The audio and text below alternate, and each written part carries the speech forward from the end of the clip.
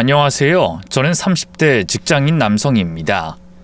오늘 저는 저와 같은 일을 당하지 마시라고 또 이 세상에서 정말 이상한 사람들이 많다는 걸 알려드리려 나왔습니다.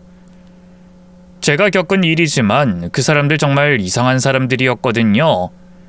그런데 얼핏 보기에는 또 그 사람들 정체를 알기 전까지는 우리 주변에서 흔히 볼 수 있는 사람들이라고 속을 수 있어 그런 사람들을 분별하는 데 도움이 되시라 사연을 보내게 되었습니다.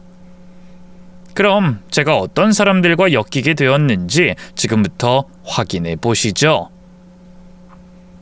저는 대학을 다니면서 만나게 된 아내와 7년간 연애하다 결혼을 약속하게 되었어요. 연애는 7년 동안 했지만 그래봤자 나이는 고작 30살이었기 때문에 요즘 계산으로 따지면 또래들보다 일찍 가정을 꾸리게 된 거였죠.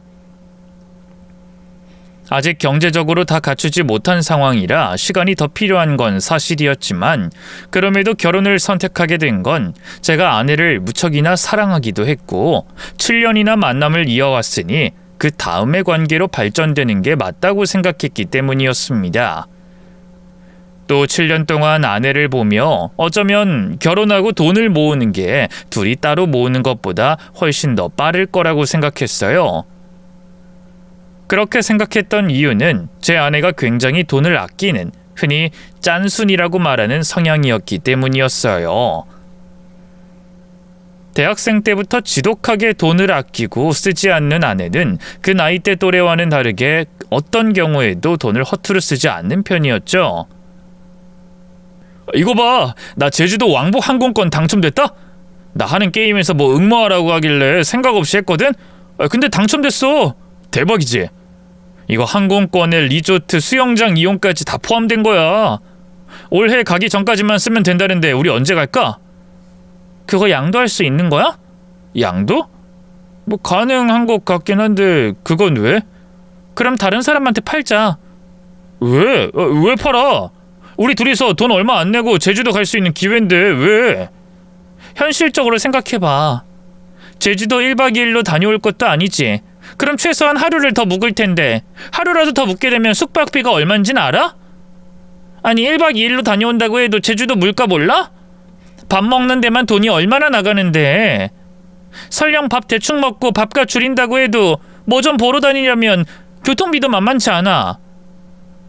제주도에서 볼만한 것들 여기저기 떨어져 있기도 하고 대중교통도 별로 없잖아. 택시를 타든 렌트카를 빌리든 해야 할 텐데 그게 돈이 얼마나 되는데. 거기다 벌써 이렇게 신나서 나가면 가서 충동적으로 돈을 얼마나 쓰겠어. 그런 거 따지면 어디 여행 못 가지.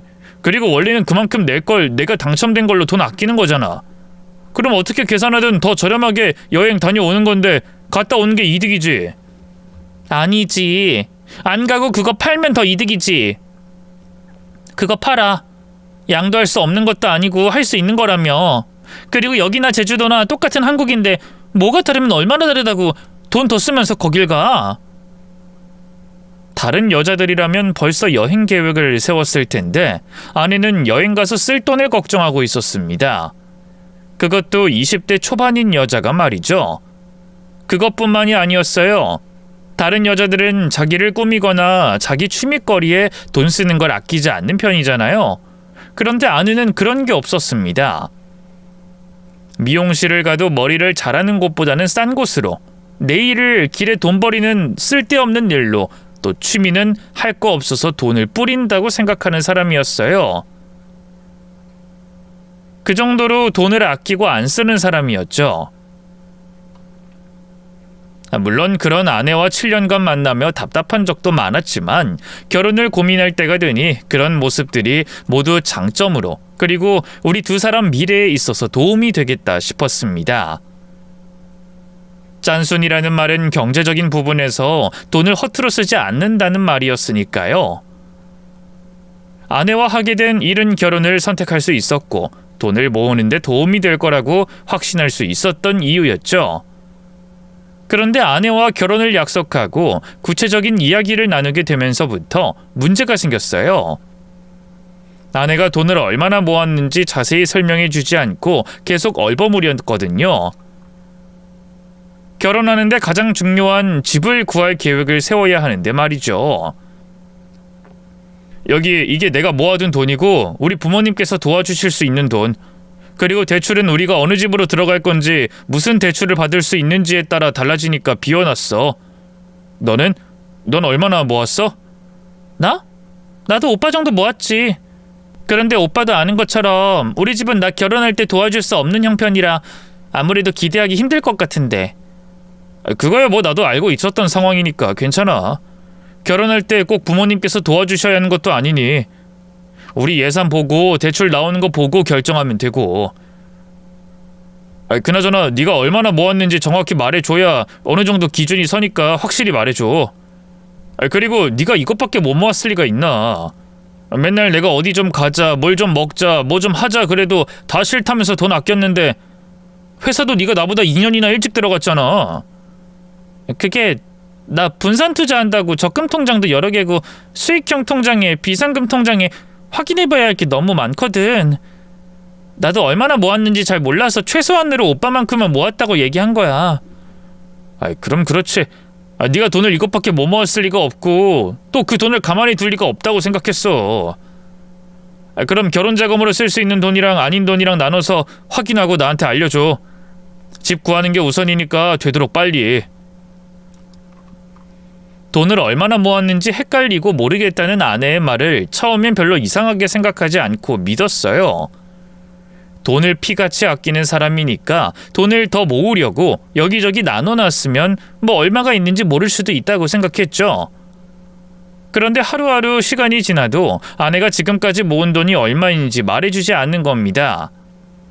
제가 물어보면 깜빡했다는 말과 함께 회사 일 때문에 바쁘다는 핑계를 대면서 말이죠. 그 사이 각자 양가 부모님께 결혼하겠다는 뜻도 밝혔고 곧 정식으로 인사를 드릴 계획이었어요. 그러니 언제까지고 아내의 대답을 기다릴 수는 없었습니다. 아내를 붙잡고 그 자리에서 확인하려고 했죠. 내일 확인하고 연락해 줄게. 나 요 며칠 회사 일 때문에 너무 피곤해서 그래. 지금도 집에 들어가서 일 붙잡고 있어야 한다고 말했잖아. 응? 이거 확인하는데 시간이 얼마나 걸리고 또 얼마나 피곤한 일이라고 그래. 은행을 직접 돌아다녀야 하는 것도 아니고 휴대폰으로 확인하면 되는 거잖아. 내가 옆에서 받아 적고 계산할 테니까 오늘 다 확인하자. 아니 얼추라도 확인해야 신혼집 예산을 잡고 인사드리러 가서도 설명을 드리지. 진짜 사람 피곤하게. 알겠어, 기다려. 결국 아내는 제게 붙잡혀 그 자리에서 지금까지 모아온 돈을 확인해야 했어요. 그런데 그때 갑자기 걸려온 전화를 받은 아내가 집안에 급히 볼 일이 생겼다고 하는 겁니다. 걱정된 마음에 제가 집까지 데려다 주겠다고 했지만 아내는 택시가 빠르다며 택시를 타고 떠났어요. 그리고 다음 날이 되어서야 무슨 일 때문에 그랬는지 듣게 됐죠. 무슨 일인데 그래? 안 좋은 일이야? 큰일이야? 우리 결혼 미뤄야 할 것 같아. 아빠가 친구한테 사기를 당했거든. 뭐? 사기? 얼마나? 힘든 상황이야? 우리 부모님 모아둔 돈, 내 돈, 또 동생 돈까지 다 끌어서 써서 겨우 막긴 막았어. 그런데 이번 일 때문에 결혼에 필요한 돈까지 다 써서 내가 돈 모을 때까지 미뤄야 할 것 같아. 미안해. 벌써 일 다 버려놨는데. 네가 왜 미안해해. 어쩔 수 없는 상황인데. 그나저나 어른들께 말씀도 다 드리고 결혼식 준비도 진행 중이었는데 어쩌지? 미안해. 아니 그런 말이 아니라 나도 어떻게 해야 하나 싶어서. 우선 너는 결혼에 대해서 다른 생각하지 마. 지금은 집안일이 더 우선이니까. 갑작스러운 아내 집안일에 저도 당황스러운 건 마찬가지였지만 당장 결혼을 진행하는 건 무리라고 생각이 되었어요. 그래서 부모님께 상황을 말씀드리고 결혼 준비를 중단하려고 했는데 부모님께서 도움을 더 줄 테니 아내 집안 사정이 정리되는 대로 결혼식을 올리자고 하셨습니다. 이미 결혼 준비가 어느 정도 된 상태이기도 했고 결혼으로 저나 아내나 많이 들뜬 상태라 부모님께서 도움을 주셨던 것 같아요. 저는 그 뜻을 아내에게 전달했고 아내는 미안해하고 고마워하면서 저희 부모님 뜻을 받아들였습니다. 이후 상황이 나아졌다는 아내 말에 예비 처가댁으로 가 정식으로 인사를 드리게 되었고요. 그날 처음 뵙게 된 예비 장인 장모님은 저와 저희 부모님께 많이 미안해하셨어요.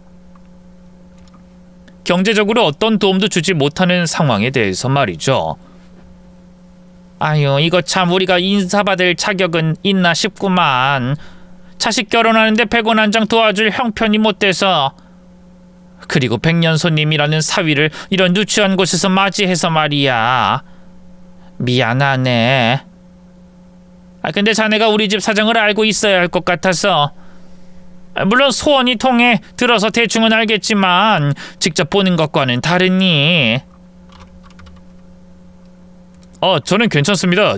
그리고 오히려 제가 더 죄송하죠. 큰일 겪으시고 아직 마음 다 추스리지 못하셨을 텐데 저희 결혼 때문에. 아우, 아니네. 오히려 우리가 미안하지. 우리만 아니었음 결혼 준비가 대충은 끝났을 텐데. 우리는 신경 쓰지 말게. 그리고 자네 부모님께 정말 감사하다고 말씀드려줘. 우리가 뭐라도 보답해야 하는데 사정이 이러해서. 다들 결혼 인사하러 가면 장인 장모님이 어려워 불편하다고 하는데 저는 두 분이 너무 위축되고 제게 미안해하셔서 그게 불편했어요. 그만큼 두 분은 제 앞에서 어쩔 줄 몰라 하시며 미안해하셨고 그 모습은 상견례를 할 때도 이어졌죠. 대단한 잘못을 한 죄인처럼 장인 장모님은 저희 부모님 앞에서도 위축된 모습이셨습니다. 그 모습에 저도 그렇고 저희 부모님께서도 마음이 편치 않았어요. 그러다 보니 부모님께서는 장인 장모님께 그 어떤 경제적인 부담도 되지 않게 제게 신경 쓰라고 말씀하셨어요. 결혼하는데 예산이 부족하거나 또는 아내나 장인, 장모님이 무리의 돈을 내려고 한다면 바로 부모님께 도움을 청하라고 말씀하셨죠. 그러다 보니 결혼식부터 신혼집 구하는 것까지 전부 저와 저희 부모님께서 부담하게 되었습니다. 하지만 저희 쪽에서 돈을 더 냈다고 계산하거나 불만을 가지거나 그러진 않았어요. 애초에 아내 집안 형편이 어려운 것도 알았고 또 안 좋은 일까지 겹쳤으니 이해를 한 거죠. 또 아내와 처가 식구들도 그에 대한 부담을 가지길 바라지 않았습니다. 돈이야 이따가도 없는 거고 가족끼리 돈 가지고 계산하는 것도 아니니까 말이죠. 저는 처가 식구들이 그 일로 저를 불편하게 생각하지 않길 바라고 있었어요.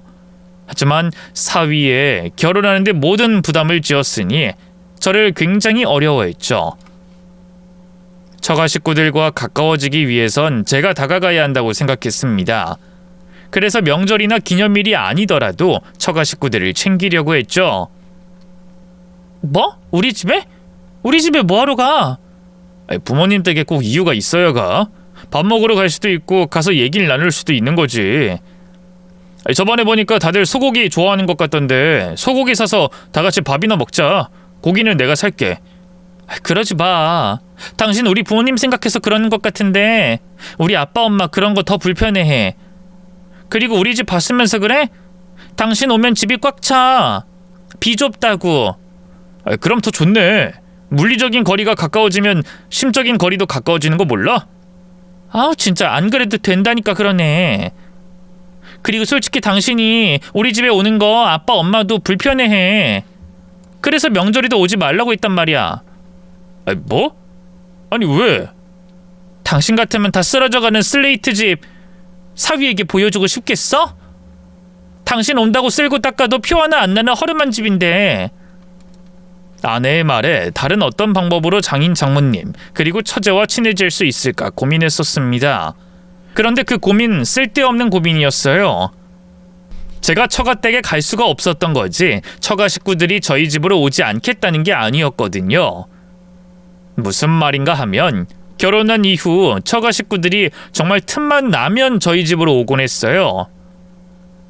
정말 어이없는 이유로 말이죠. 여보 이게 무슨 냄새야? 아침부터. 장모님. 아이고 박수방 미안하네. 근데 나 아무것도 못 봤네. 정말이야. 잠시만요. 바지 좀 입고요.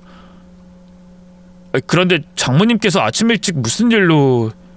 우리가 왔다고 말해야 했는데 자네가 자고 있어서 알리지 못했어. 그리고 그게 우리가 왜 왔냐면 오빠, 내가 우리 식구들 보고 오라고 했어. 요즘 날씨가 너무 덥잖아. 그런데 알다시피 그 집에 에어컨도 없고 좁기도 좁아서 가족들 거기 있다간 무슨 일 당할 것 같아서 내가 데리고 왔어. 잠시 여기서 지내도 괜찮지? 어차피 남는 방도 있고. 뭐 나야 괜찮지. 처음엔 기록적인 더위로 처가 식구들이 잠시 저희 집으로 와서 지냈어요. 그건 저도 충분히 이해되는 상황이었죠. 그런데 문제는 그 다음부터 별 이유 같지 않은 이유로 집을 찾아오고 지내기 시작하는 겁니다. 그것도 전부 돈과 관련된 일로 말이죠. 더우면 더워서, 비가 많이 오면 습해서, 또 추우면 춥다고 저희 집에 왔어요. 전기세에 난방비가 부담된다면서 말이죠. 거기다 전 원래 저희 집이 가스비도 전기세도 아끼는 편이라 더울 땐 샤워나 선풍기를 최대한 많이 이용하고 추울 땐 옷을 껴입거든요. 그런데 처가 식구들은 여름엔 추울 정도로 에어컨을 24시간 내내 틀고 겨울엔 반팔을 입고 다닐 정도로 보일러를 트는 겁니다. 엄청난 요금이 나오게 말이죠. 뭐야, 가스비가 50? 이거 잘못 나온 거 아니야? 관리실에 전화해 봐야겠는데. 오빠, 그거 맞을 텐데. 뭐? 맞다고? 그럼 설마 낮에도 난방을 이렇게 틀어놔? 아빠 엄마가 고생을 많이 하셔서 몸에 한기가 들어오면 많이 힘들어하시거든. 그럼 옷이라도 좀 입고 온도를 낮춰야지. 난방비 50이 뭐야? 다른 관리비까지 합치면 다른 집 3달치 요금이야. 그것도 땀나고 답답해서 싫어하셔서. 미안한데 이해 좀 해줘. 겨울 그래봤자 3달밖에 안 되잖아. 말이 3달이지. 덥거나 춥거나 픽하면 저희 집으로 들어와 지냈기 때문에 저희 집에 있는 기간이 1년에 반은 됐어요. 그때마다 제가 부담해야 하는 전기세, 가스비는 엄청났고요. 좀 너무하다 싶었지만 그렇다고 뭐라 말하기도 애매했습니다. 제가 무슨 말 한마디 하면 죄지은 죄인처럼 행동하는 처가 식구들이었고 또 처가 식구들이 사는 집이 얼마나 열악한지 알았으니까요. 제가 한마디 했다가 처가댁으로 돌아가면 엄동설안에 삼복더위에 내쫓는 거나 마찬가지였죠. 그런데 진짜 문제는 그게 아니었어요. 처가 식구들이 끊임없이 요구하는 게 더 문제였죠. 몸이 아파 잠시 바깥일을 쉬고 있던 장인어른과 장모님은 TV를 볼 때마다 무엇인가 넌지시 제게 바란다는 표를 냈습니다. 그럼 저도 어쩔 수 없이 사위된 입장으로서 해드릴 수밖에 없었어요. 그래도 그런 건 기껏해봐야 몇만 원, 좀 비싸다 싶으면 몇십이니까 괜찮았는데 가끔은 더 큰 돈을 제게 바라곤 했죠. 저 박서방, 시간 좀 있나? 네, 무슨 일 때문에 그러시는데요? 그게 내가 돈이 좀 필요한데 빌려줄 수 있겠나? 내가 차를 박아서. 네? 또요? 아니, 저번에도 차 가지고 나가셨다 사고 나서 합의금 드렸는데. 그러니까 말이야, 이 브레이크를 고친다 했는데 그 사이에 사고가 나서 말이지. 내가 정말 미안하네. 근데 이번에도 부탁 좀 합세. 내가 도움 구할 곳이 자네밖에 없어서 그래. 아버님, 정말 미안해. 근데 정말 마지막으로 부탁하네. 내가 금방 일 구해서 갚겠네.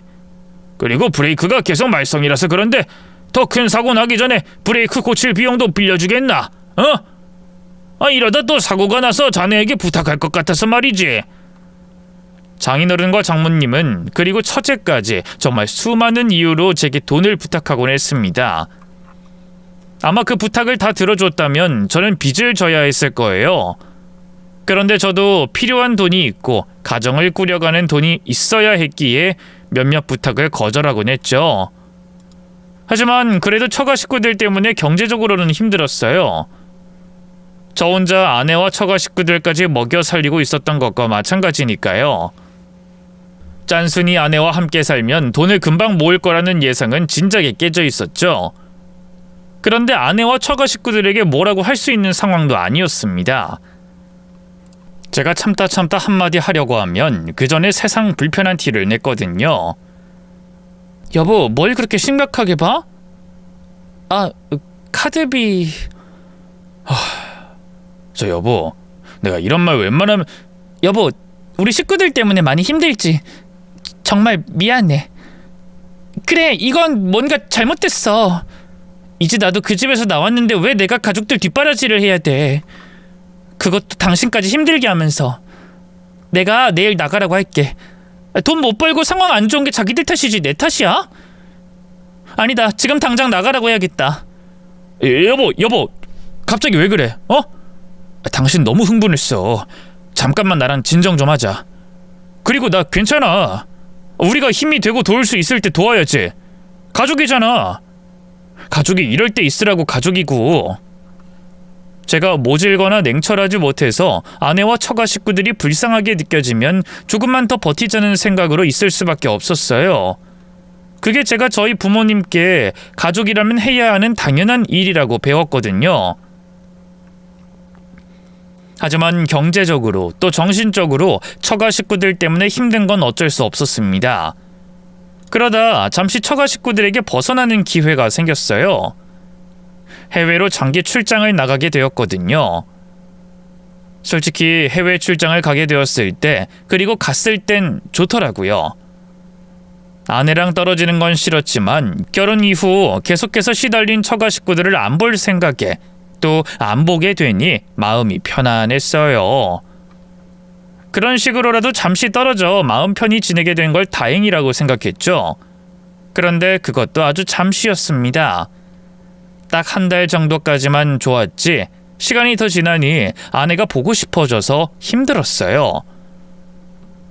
처가 식구들에게 시달리더라도 아내랑 같이 있는 게 좋더라고요. 거기다 아내가 보고 싶은 마음에 매일같이 전화를 걸어 통화하다 보니 아내를 향한 그리움이 더 깊어졌습니다. 한국으로 돌아가는 날만 손꼽아 기다리게 됐죠. 그런데 그런 제 마음을 하늘이 알아주셨는지 생각지도 못한 상황이 벌어졌어요. 제가 있던 나라의 정치적 상황이 나빠지면서 최소한의 인원을 제외하곤 모두 귀국하게 된 거죠.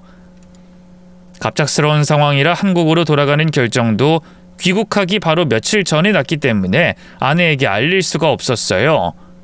그리고 아내에게 예정보다 몇 달 더 빠른 귀국을 알리지 않았던 또 하나 이유, 바로 아내에게 서프라이즈 이벤트를 해주고 싶었기 때문이었습니다.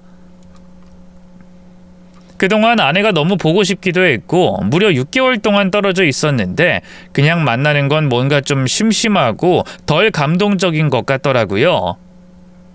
그래서 아내가 좋아하는 선물로 준비하고 깜짝 나타나 서프라이즈 이벤트를 해주고 싶었어요. 저는 아내를 놀라게 하려고 한국으로 돌아가기 전날 아내와 통화하면서도 일절 티를 내지 않았습니다. 잔뜩 신이 난 채로 한국행 비행기에 몸을 싣게 되었고요. 그렇게 6개월 만에 아내가 있는 한국으로 돌아올 수 있었습니다.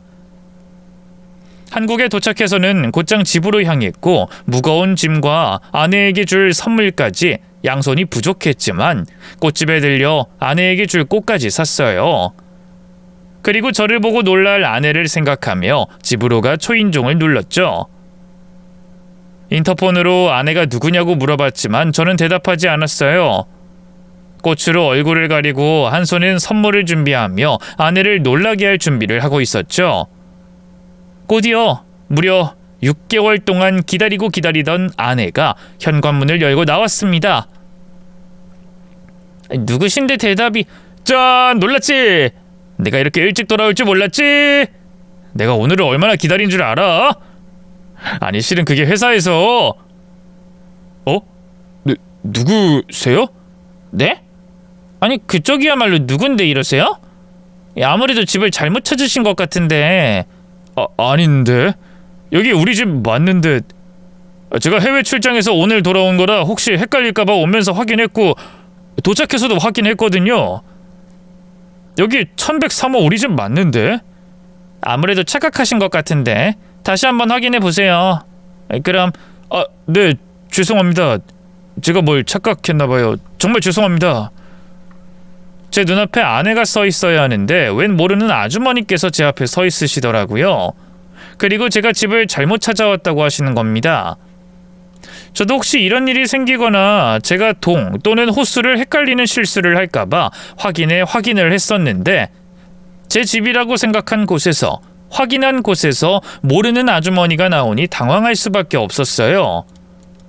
분명 제 집이 맞고 다시 확인해도 호수도 맞는데 말이죠. 하지만 집 안쪽에서는 낯선 사람 방문에 무슨 일인가 싶어 나온 아주머니 가족들이 있어 제가 집을 잘못 찾아온 거라고 생각할 수밖에 없었습니다. 죄송하다 인사를 꾸벅하고 잠시 무슨 일인가 생각을 가지게 됐죠. 호수와 동을 한 번 더 확인하면서 말입니다. 그러다 현관문이 다시 열리며 조금 전 배웠던 아주머니께서 나오셨어요. 그리고는 좀 황당한 이야기를 해주셨죠. 아까 해외 출장 갔다가 오늘 오셨다고 했죠? 네. 아, 그래서 모르셨나 보다. 집주인 바뀐 지 6개월 됐어요. 저희가 6개월 전에 이사를 왔거든요. 네? 이사요? 이사했다는 말 들은 적이 없는데.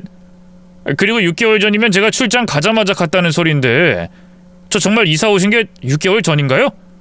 계약하고 이사 오신 거예요? 아이, 그럼 저희가 이 집에 어떻게 있겠어요? 야, 아무래도 가족분들이 깜빡하셨거나 전에 들으신 걸 잊으셨나 보다. 한번 가족분들께 연락해 보세요. 아, 네. 감사합니다. 잠시 멍했습니다. 생각해 본 적도 없는 이야기를 듣게 되었으니까요. 처음엔 저를 의심했어요. 제가 정말 아내에게 이사 얘기를 들었는데도 기억을 못하는 건가 싶어서 말이죠. 6개월 전이면 해외 출장 준비로 바쁘기도 했고 또 처가 식구들과 떨어진다는 생각에 기분이 들뜬 상태기도 했었습니다. 그러니 혹시 제가 이사 얘기를 흘러들었나 싶었어요.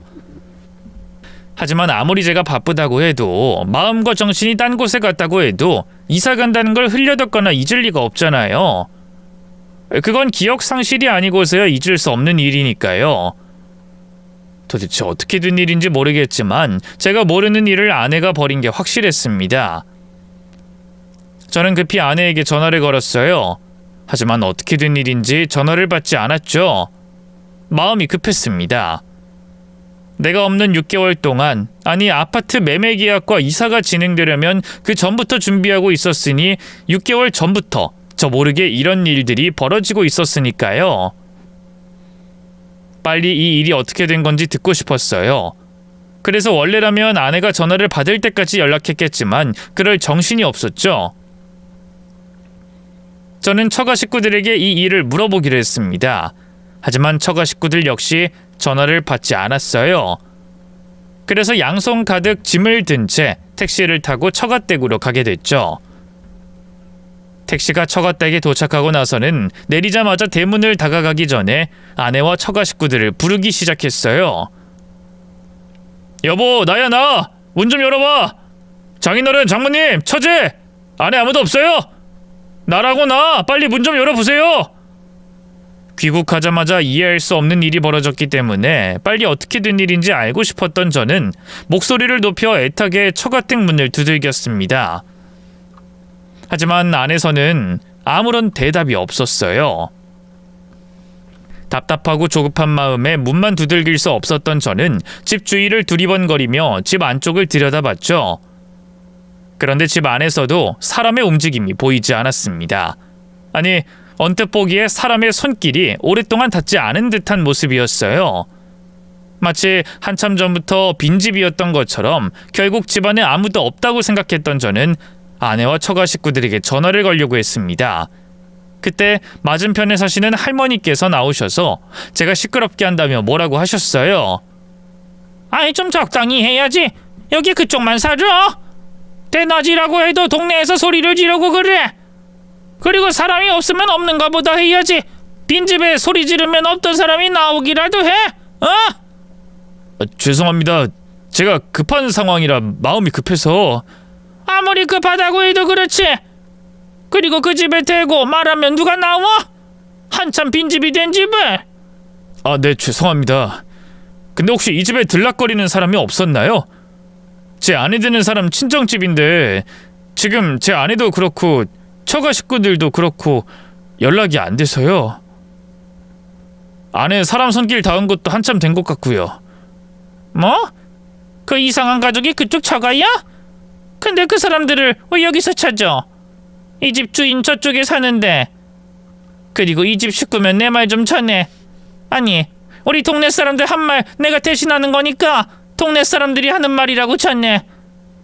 살지도 않을 집 빈집 만들어서 동네 분위기 어수선하게 만들지 말고 팔든가 세를 주든가 하라고. 네? 잠시만요. 여기 있는 사람들이 저기 어디 산다고요? 저희 처가 식구들이요? 아니, 아저씨가 그렇게 말했잖아. 이 집 주인이 그쪽 처가 식구라고. 그러니까 저희 처가 식구들이 다른 곳에 산다는 거죠? 아니, 젊은 사람이 왜 이래? 아내 식구가 어디 사는지도 몰라. 저기 저 집에 살잖아. 저기 검은색 벽돌 건물. 저기요? 언제 이사를... 그러면 이 집이 빈집 된 지는 얼마나 된 건가요? 아니, 자기 가족 일을 왜 나한테 묻고 그래? 이 집 빈 건 벌써 10년 다 돼가지. 여기 재개발이니 뭐니 얘기 나왔을 때부터 세 안 줘서 빈집 된 거 아니야. 여기 집주인은 애초에 산 적도 없고. 네? 산 적이 없다고요? 몰래카메라도 아니고 황당한 일들이 계속해서 벌어지더라고요. 앞집 할머니께서 제 처가 식구들이 이 집에 산 적이 없다고 하는 겁니다. 이제까지 제 아내 가족들이 산다고 생각한 집에서 말이죠. 제가 알고 있던 사실과 할머니가 말한 내용을 어떻게든 끼워 맞춰보려고 했지만 어떻게 해도 말이 되지 않았어요. 그날의 일들이 모두 이해되지 않았죠. 제가 출장 가자마자 이사한 아내나 이제까지 허름한 집에서 산다고 거짓말한 아내와 처가 식구들까지 말입니다. 잠시 어지러웠던 저는 할머니께 다시 한 번 더 저희 아내 친정 식구들이 산다는 집을 확인한 후 그곳으로 찾아가게 되었어요. 그러던 중 아내에게서 전화가 걸려왔죠. 전화 온 줄 몰랐어. 근데 어쩐 일이야? 당신이 일과 시간에 전화를 다 하고. 당신 지금 어디야? 나?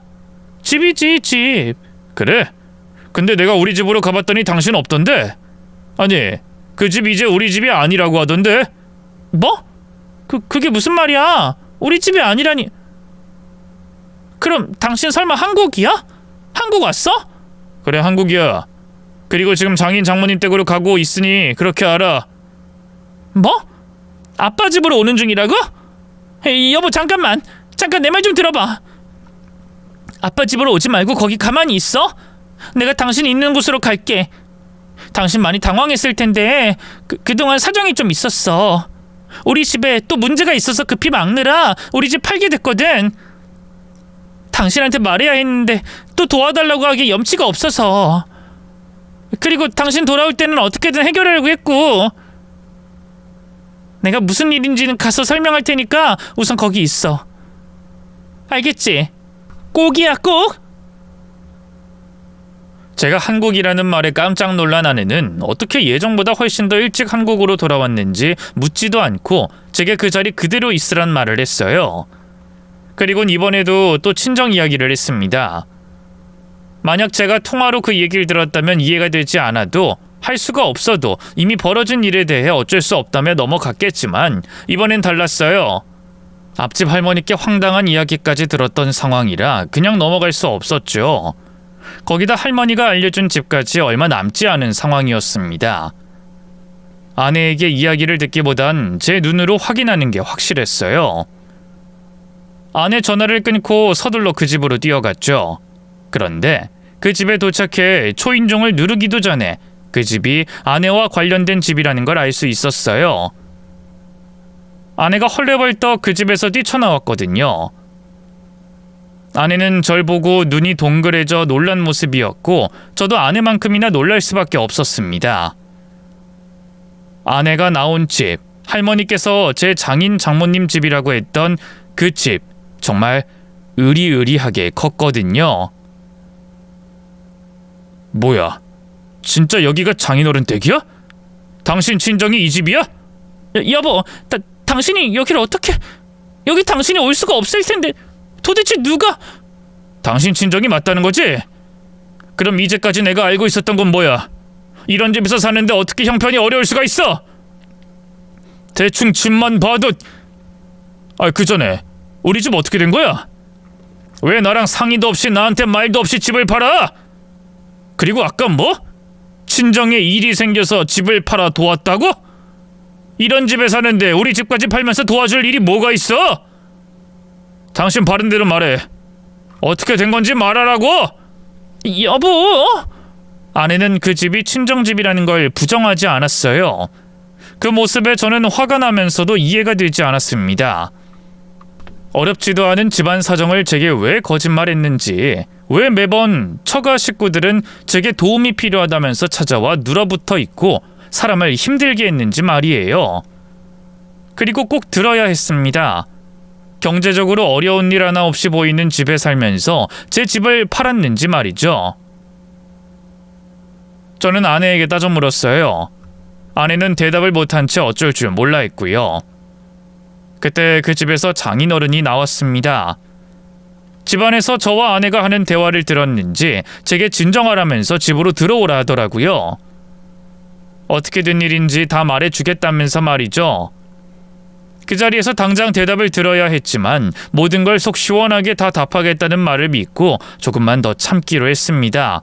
대신 집 안으로 들어가 자리에 앉자마자 어떻게 된 일이냐 물었죠. 어떻게 된 겁니까? 다 말씀해 주시겠다고 하신 건 이 사람이 저희 집을 판 것도 아시는 거죠? 아니, 관련이 있으신 거죠? 도대체 어떻게 된 겁니까? 집은 왜 팔았으며 이 집은 뭔데요? 이 사람도 장인어른도 장모님 그리고 처제도 맨날 저보고 형편 어렵다고 하더니 제가 보고 있는 건 뭔데요? 아무리 봐도 형편 어려운, 아니 잘 사는 집 모습인데 이게 어떻게 된 일이냐고요? 우리가 자네에게 그동안 우리 집 사정을 제대로 말 못했네. 그러니까 자네가 보는 것처럼 우리 집 사정이 그리 어려운 건 아니야. 그리고 자네 집은 우리가 돈 필요한 곳이 있어서 잠시 가져다 쓴 것뿐이고, 그러니까 지금까지 거짓말한 이유가 뭐냐는 겁니다. 또 사위 집까지 팔아가면서 돈 필요한 곳이 어디고요? 아니 목소리 좀 낮추게. 우리가 어디 우리 위해서 이렇게 한 것 같나? 다 자네 위해서 이러는 거 아니야? 내 자식들을 위해서, 그리고 자네 위해서. 투자할 곳에 돈이 필요했는데 우리 돈 넣기 좀 그런 상황이라 자네 아파트 팔아서 잠시 빌려 쓴 거네. 어차피 자네 6개월 뒤에 나올 테니까 그동안은 집이 필요 없지 않나? 그리고 소원이야 우리 집에 들어와서 지내면 되는 거고. 네? 투자요? 지금 투자 때문에 제 집을 팔았다고 하셨습니까? 여보, 아버님 말씀 진짜야? 진짜 투자한다고 우리 집을 상의도 없이 팔았어? 아니, 투자할 돈이 없으시면 투자하지 마셔야죠. 그리고 투자를 왜 제 아파트 판 돈으로 합니까? 자네 사람이 왜 이렇게 속이 좁아? 그게 누구 돈이든 어때서 그래? 투자가 잘 되면 우리 다 같이 좋은 거 아닌가? 우리가 입이라도 닫겠어? 그건 모르죠. 지금까지 제가 그렇게 속고 있지 않았습니까? 이 집을 찾아오기 전까지만 해도 저 사람은 집안에 큰일이 생겨서 집을 팔았다고 거짓말했고, 아버님도 아니 이 집안 식구들 모두 지금까지 형편 어려운 척하면서 제 도움 받고 있지 않았습니까? 이렇게 좋은 집에서 살면서 어렵다고 저 다 쓰러져가는 집이 집이라는 거짓말까지 하면서 말이죠. 도대체 왜 이러시는 겁니까? 제게 사기라도 치려고 이러시는 거예요? 사위까지 속이는 건 뭔데요? 네? 당신이 말해봐. 왜 이러는 건데? 지금 다들 나 등쳐먹으려고 하는 거야? 나 벗겨 먹으려고 이때까지 나 속이고 있었던 거야? 자네 말 똑바로 안 해? 누가 사기꾼이고 등쳐먹으려고 했다는 건가? 그래, 이렇게 된 거 다 얘기하지. 돈이 아까워서 그랬네. 그동안 돈이 아까워서 우리가 자네 도움 좀 받았어. 그런데 장인 장모 좀 도와준 게 사기꾼 이야기가 나올 만큼 이해 못해줄 일인가? 자네 우리 도와준 게 아까워? 그래서 그래? 네? 거짓말을 해도 적당히 좀 하세요. 지금이라도 사기치려는 거 들켰으면 무릎 꿇고 죄송하다, 미안하다, 사죄하란 말입니다. 여보, 진짜야. 진짜 돈이 아까워서 그런 거야. 그러니까 진정 좀 해. 우리 당신한테 사기치려는 생각 없어. 누가 사기치려고 10년 동안 같이 지내. 진짜야. 우리 집이 워낙 돈을 아껴서 지금까지 우리 돈 아끼느라 그랬던 거야. 아파트 판 것도 우리 돈으로 투자하면 위험 부담도 있고 또 우리 주머니에서 나간다고 생각하니까 아까워서. 무슨 말도 안 되는 소리를 하고 있어? 지금 그 말을 나보고 믿으라는 거야? 어? 장인이, 아내가 계속해서 거짓말한다고 생각한 저는 제발 좀 그만 거짓말하려는 눈빛으로 아내와 장인, 장모를 쳐다봤어요. 그런데 그 집 식구들 눈빛이 절대 거짓말이 아니라는 눈빛이었습니다. 왜 그런 느낌과 분위기가 있잖아요.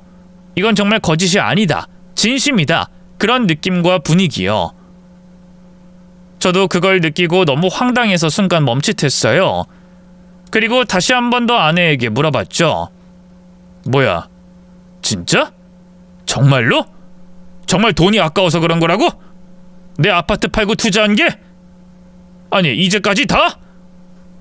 당신 식구들 우리 집에 와서 덥다고 춥다고 지내는 거, 또 밥 먹는 거, 또 나 보고 도와달라고 한 것들 전부 다? 그게 말이 된다고 생각해? 그럼 도대체 어디까지 돈이 아까워서 그랬던 건데? 잠깐만, 설마 우리 결혼하려고 할 때 사기당했다는 것도 거짓말이야? 결혼하는데 도와주기 싫어서? 아니지, 당신 나한테 얼마나 모았는지 얘기 안 해준 것부터 돈 아까워서 그랬던 거야? 미안. 당신은 이해 못하겠지만 우리 집 식구들이 돈에 좀 많이 예민해. 당신도 나 10년 동안 봐서 알잖아. 돈 쓰는데 얼마나 아까워하는지. 그래, 알지, 아는데 그것도 정도가 있잖아. 아니, 나한테 그러면 안 되잖아. 그럼 내 돈은 안 아까워? 그래서 결혼할 때도 하고 나서도 또 아파트 할 때도 나 속인 거야? 이 집 식구가 아니라서? 여보, 그건 아닌데. 그게 아니긴 뭐가 아니야? 지금 그 말 하는 거잖아. 당신이 모은 돈, 당신 가족들 주머니에서 나온 돈은 아까운데 내 주머니에서 나온 건 안 아까우니 결혼식 비용도 당신 가족들 필요한 돈도 거기다 투자하는데도 내 돈 쓰겠다, 그거 아니야? 그러니까 지금까지 당신 친정 이만큼 살면서도 날 속였지. 그것도 형편이 어렵다면서. 내 도움 받아가면서. 여보! 아이, 박서방, 진정하게. 속인 게 아니라 자네가 이해 못해줄 것 같아서 말하지 않았던 거지. 그리고 우리가 자네에게 도움받으면서 끝까지 모른 척 하겠나? 우리가 이렇게 한 푼 두 푼 모아서 죽을 때 싸가겠어? 우리 죽으면 전부 자네랑 소원이 재산되는 거 아니야. 그런데 뭘 그렇게 흥분하고 그래? 소원이도 그렇고 우리도 얘기할 타이밍을 놓쳐서 그래. 그러니 진정 좀 하게. 지금이든 나중에든 자네가 우리 도와준 거 되돌려 줄 테니 그만하자고. 자네 입장에서는 오히려 잘 된 거 아닌가? 노후까지 책임져야 하는 줄 알았던 사람들이 경제적으로 어려운 거 없다는 걸 알았으면. 왜? 아니야? 어이가 없더라고요. 이 가족들 자기들이 얼마나 잘못한 줄 모르는 것 같았습니다. 제가 이제까지 도와준 돈이 아까워서 오로지 돈 때문에 목소리를 높이고 감정이 격해진 줄 알더라고요.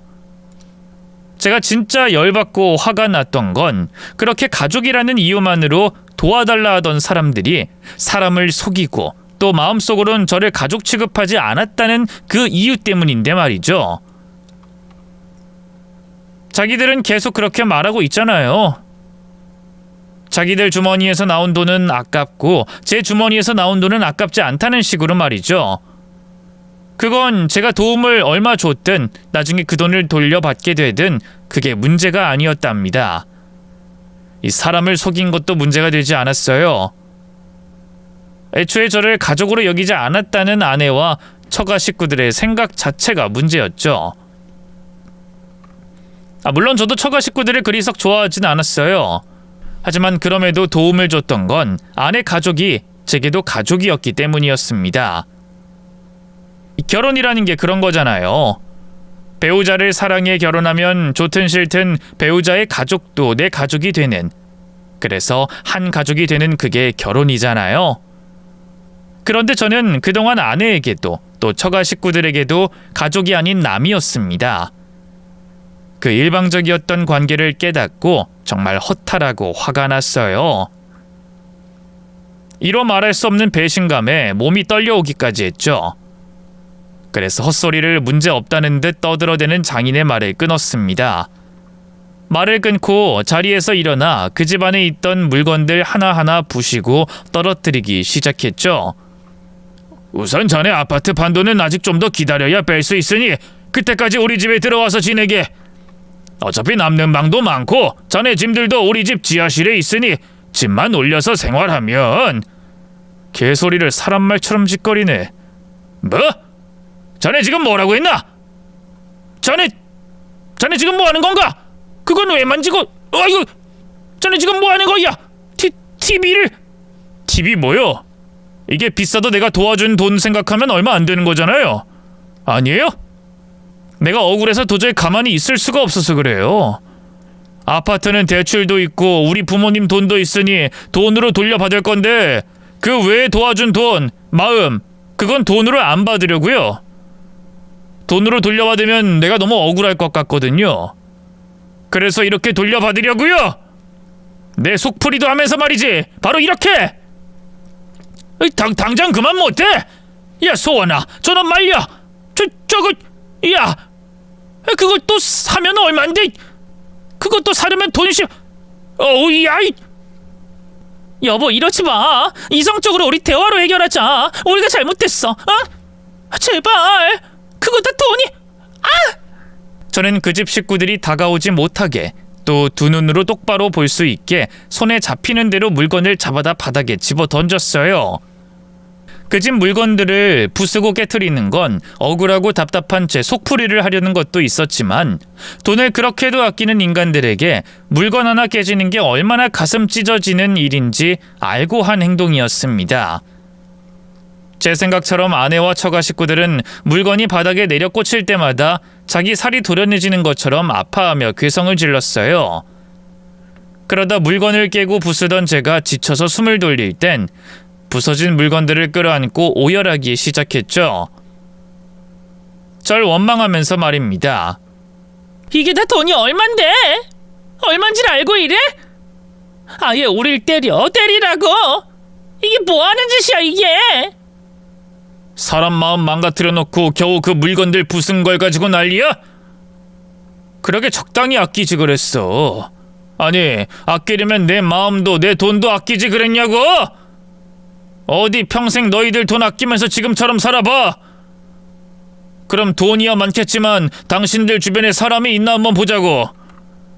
그리고 당신 내가 이러는 거 보면 그 다음은 뭔지 알겠지? 우리 이혼이야. 그런데 재산 분할이니 이런 헛소리 할 생각하지 마. 지금까지 내가 이 집 도와준 거에 결혼할 때 돈 한 푼 쓰지 않은 걸 생각하면 당신이 받아갈 돈 10원도 없어. 그 집도 내 돈, 우리 부모님 돈, 내 대출로 산 거잖아. 만약 재산 분할 그런 허튼 소리 하면 나 그때 이 집 또 온다. 그땐 지금 이걸로 안 끝내. 이 집에 불을 지르든 가스 폭발로 다 날아가게 만들든 평생 후회하게 만들 테니까 순순히 이혼해. 그 전에 아파트 팔아서 만든 내 돈 다 내놓고, 알겠어? 씩씩거리며 반성도 없는 아내와 처가 식구들에게 저는 끝까지 화를 냈습니다. 그리고 이혼 통보하며 으름장을 놨죠. 솔직히 화가 다 풀린 상태는 아니었거든요. 제 화가 다 풀리려면 정말 그 집을 불태워야 했을 거예요.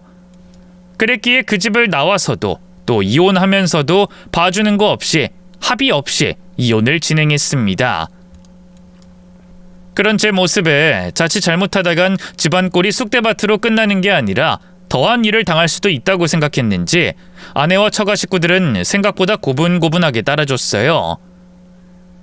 아파트를 판 돈은 그대로 돌려받을 수 있었고 그동안 처가 식구들 도와준 돈은 일이 일어난 그날 집안을 쑥대밭으로 만든 걸로 받은 셈 쳤죠. 그렇게 저는 돈뿐만 아니라 사람에게 정을 주는데도 지독하게 짠돌이, 짠순이었던 사람들과 헤어지게 되었습니다. 이 일을 아는 제 가까운 사람들은 제게 위로의 말을 건네며 괜찮냐고 물어보는데 솔직히 저는 다행이라고 생각하면서 기분 좋습니다. 제가 그 집안 사람들에게 한참 동안 속고 그 기간 동안 뜯겼을 돈까지 생각하면 결혼하고 얼마 되지 않아 이혼해서 천만다행이다 싶거든요. 다만 한 가지 아쉽고 불안한 건 그 인간들이 또 다른 피해자를 양산할 것 같아서 그런 짓 못하게 마무리 짓지 못한 게 걸려요. 그래서 제가 이곳에 나와 사연을 보내게 되었습니다. 다른 분들께서는 저와 같은 피해를 보지 않으시길 바라는 마음에 말이죠. 그리고 혹시나 오해하시는 분들이 있을까 말하는데, 돈 아끼는 분들을 조심하라는 게 아니라 사람에게 마음을 주지 않는 그런 비정상적인 인간을 조심하라는 말입니다. 그럼 오늘 사연 등장한 가족과 또는 비슷한 인간들 만나지 않으시고 조심하시길 바라며 저는 이만 글을 끝내겠습니다. 다들 안녕히 계세요.